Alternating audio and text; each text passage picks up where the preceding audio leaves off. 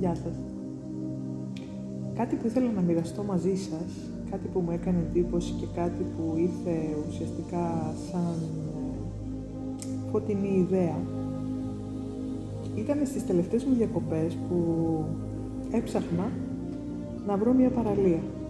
Έκανε πάρα πολύ ζέστη, καύσωνας, άπνοια και η αλήθεια είναι ότι πάω στην πρώτη παραλία που ήταν κάτω από το ξενοδοχείο, ήταν πολύ ρηχή, πολλά παιδάκια, πολλοί κόσμος. Λέω δεν θα καθίσω εδώ, θα πάω λίγο πιο πέρα. Πάω πιο πέρα και βρίσκω ένα κολπάκι, το οποίο ήταν υπέροχο και πάρα πολύ γραφικό. Όμως ήταν αυτό το χωματένιο, δεν ήταν αυτό το καθαρό της θάλασσας. Έκατσα εκεί, έκανα μερικές βουτιές. Λέω δεν θα συμβαστώ, θα σηκωθώ, θα φύγω. Καύσωνας τώρα, σας το λέω αυτό. Προχωρά. Βρίσκω μια παραλία η οποία είχε αυτές τις τεράστιες πέτρες, ωραία παραλία ανοιχτή, τεράστιες πέτρες όμως και μέσα τεράστιες πέτρες, οπότε προσπάθησα να μπω, αλλά επειδή αισθάνθηκα λίγο ανασφάλεια ότι θα χάσω την ισορροπία μου στο γλιστερό της πέτρας της εσωτερικής στη θάλασσα, λέω δεν θα το ρισκάρω. Σηκώθηκα, ανέβηκα πάλι πάνω και προχώρησα, λέω μπορεί κάπου πιο κάτω να υπάρχει κάτι που να...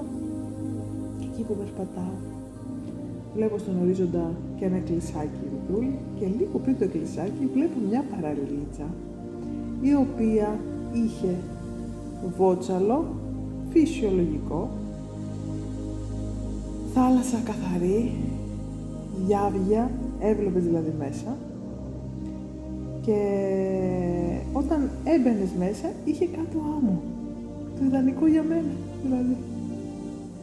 Και με αυτή τη διαδικασία αναρωτιέμαι πόσες φορές έχουμε συμβιβαστεί στην πρώτη παραλία.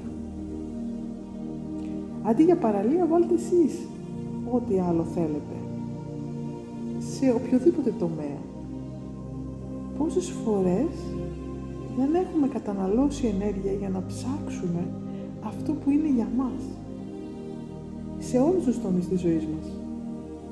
Είτε προσωπικό, είτε σε εργασία, είτε σε κάποιο συνεργάτη, σε όλους τους τομείς, είτε στα φαγητά μας, είτε ό,τι και να σκεφτείς.